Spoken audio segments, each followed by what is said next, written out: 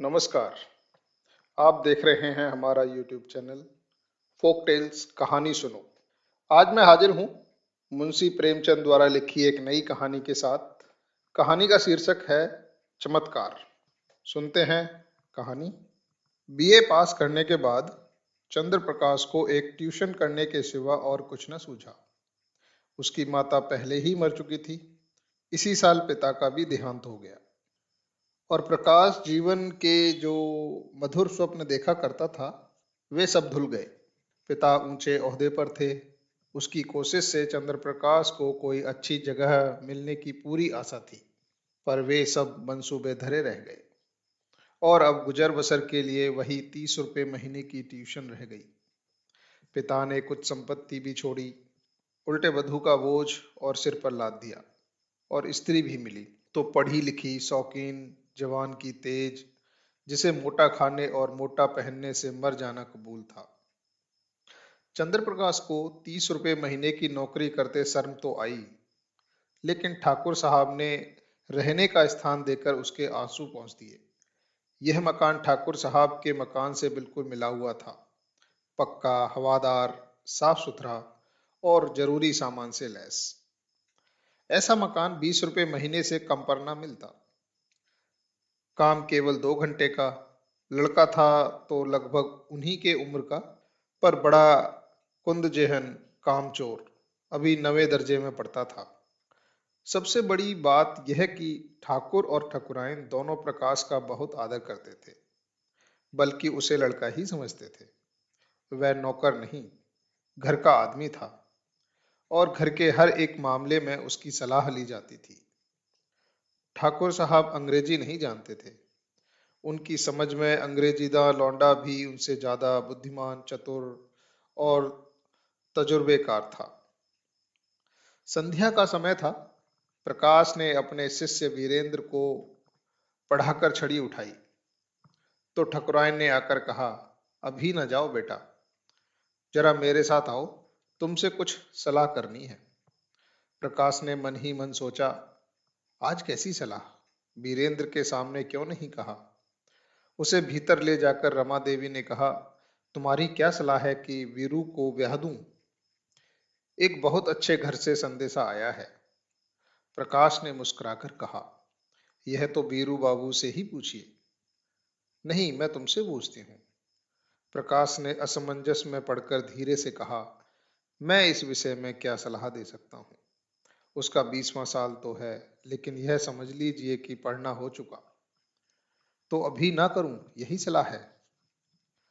जैसा आप उचित समझें। मैंने तो दोनों बातें कह दी। तो फिर क्या कर डालूं?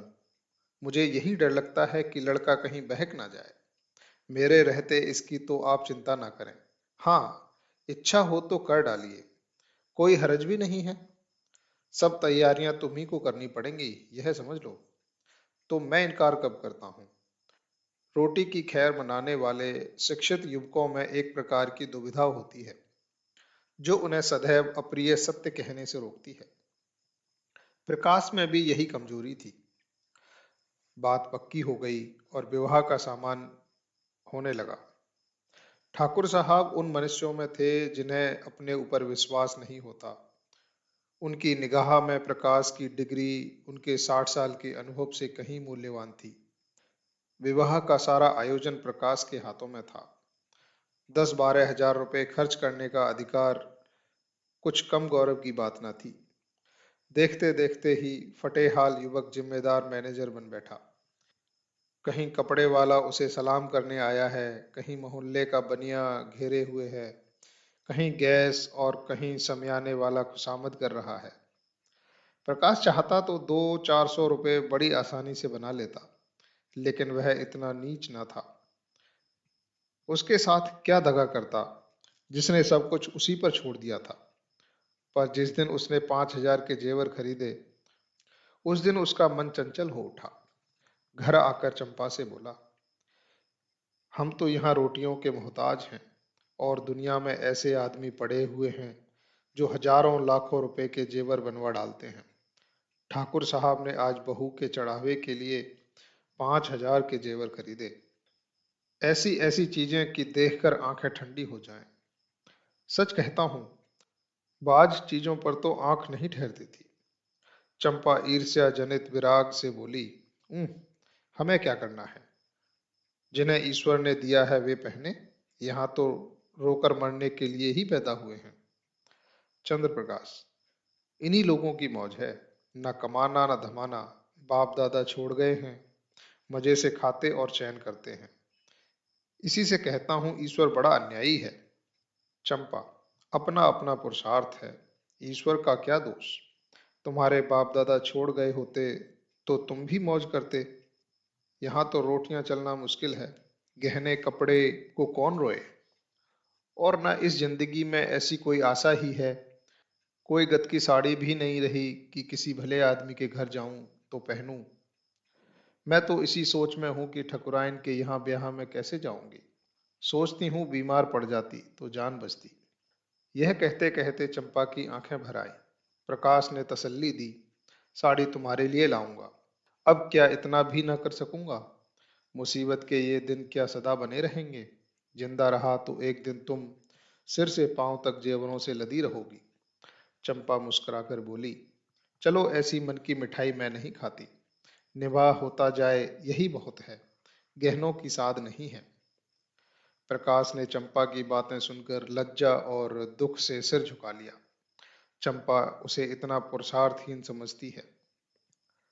रात को दोनों भोजन करके लेटे तो प्रकाश ने चंपा के साथ फिर गहनों की बात छेड़ी। प्रकाश की आंखों में गहने बसे हुए थे। इस शहर में ऐसे बढ़िया गहने बनते हैं, मुझे इसकी आशा न थी। चंपा ने कहा, कोई और बात करो, गहनों की बात सुनकर मेरा जी जलता है। वैसी चीजें तुम पहनो तो रानी मालूम होने लगो। गहनों से क्या सुंदरता बढ़ जाती है? मैंने तो ऐसी बहुत सी औरतें देखी हैं जो गहने पहनकर भद्दी दिखने लगती हैं। ठाकुर साहब भी मतलब के यार हैं। यह ना हुआ कि कहते इसमें कोई चीज चंपा के लिए भी लेते जाओ। तुम भी कैसी बच्चों की सी बातें करते हो। इसमें बचपने की क्या बात है?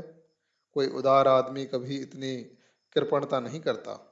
मैंने तो कोई ऐसा उदार आदमी नहीं देखा जो अपनी बहू के गहने किसी गैर को दे दे। मैं गैर नहीं हूँ, हम दोनों एक ही मकान में रहते हैं।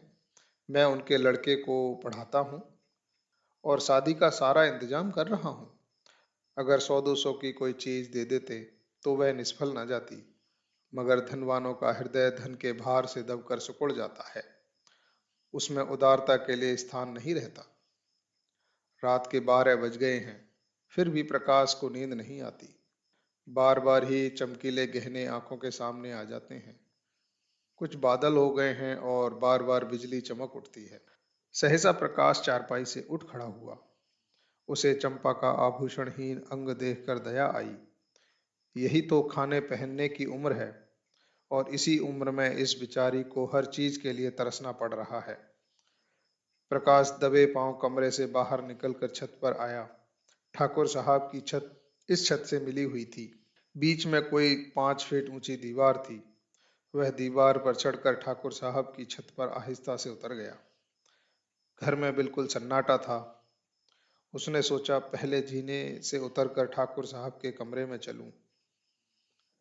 अगर वह जाग गए तो जोर से हंसूंगा और कहूंगा, कैसा चरका दिया, या कह दूंगा मेरे घर की छत से कोई आदमी इधर आता दिखाई दिया, इसलिए मैं भी उसके पीछे पीछे चला आया कि देखूं यह क्या करता है। अगर संदूक की कुंजी मिल गई तो फिर फतेह है, किसी को मुझ पर संदेह ही न होगा। सब लोग नौकरों पर संदेह करेंगे। मैं भी कहूंगा, साहब नौकरों की हरकत है, इन्हें छोड़कर और कौन ले जा सकता है। मैं बेदाग बच जाऊंगा। शादी के बाद कोई दूसरा घर लूंगा, फिर धीरे धीरे एक एक चीज चंपा को दूंगा, जिससे कोई संदेह ना हो। फिर भी वह जीने से उतरने लगा तो उसकी छाती धड़क रही थी। धूप निकल आई थी। प्रकाश अभी सो रहा था कि चंपा ने उसे जगाकर कहा, बड़ा गजब हो गया, रात को ठाकुर साहब के घर में चोरी हो गई। चोर गहने की संदूकची उठा ले गया। प्रकाश ने पड़े पड़े पूछा, किसी ने पकड़ा नहीं चोर को? किसी को खबर भी हो? वह संदूकची ले गया जिसमें ब्याह के गहने रखे थे। न जाने कैसे कुंजी उड़ा ली और न जाने कैसे उसे मालूम हुआ कि इस संदूक में संदूकची रखी है। नौकरों की कार्रवाई होगी, बाहरी चोर का यह काम नहीं है। नौकर तो उनके तीनों पुराने हैं, नियत बदलते क्या देर लगती है। आज मौका देखा उठा ले गए। तुम जाकर जरा उन लोगों को तसल्ली दे दो। ठकुराइन बेचारी रो रही थी, तुम्हारा नाम ले लेकर कहती थी कि बेचारा महीनों इन गहनों के लिए दौड़ा, एक एक चीज अपने सामने जचवाई, और चोर दाढ़ी चोरों ने उसकी सारी मेहनत पर पानी फेर दिया। प्रकाश झटपट उठ बैठा और घबराता हुआ सा जाकर ठकुराइन से बोला, यह तो बड़ा अनर्थ हो गया माता जी, मुझसे तो अभी अभी चंपा ने कहा। ठाकुर साहब सिर पर हाथ रखे बैठे हुए थे। बोले, कहीं सेंध नहीं, कोई ताला नहीं टूटा, किसी दरवाजे की चोल नहीं उतरी, समझ में नहीं आता चोर आया किधर से। ठकुराइन ने रोकर कहा, मैं तो लुट गई भैया, ब्याह सिर पर खड़ा है, कैसे क्या होगा। भगवान, तुमने दौड़ धूप की थी, तब कहीं जाके चीजें आई थी, न जाने किस मनहूस शायद से लग्न आई थी। प्रकाश ने ठाकुर साहब के कान में कहा, मुझे तो किसी नौकर की शरारत मालूम होती है। ठकुराइन ने हाथ उठाकर विरोध किया, अरे नहीं भैया, नौकरों में ऐसा कोई नहीं, 10-10 हजार रुपये यों ही ऊपर रखे रहते थे, कभी एक पाई भी नहीं गई।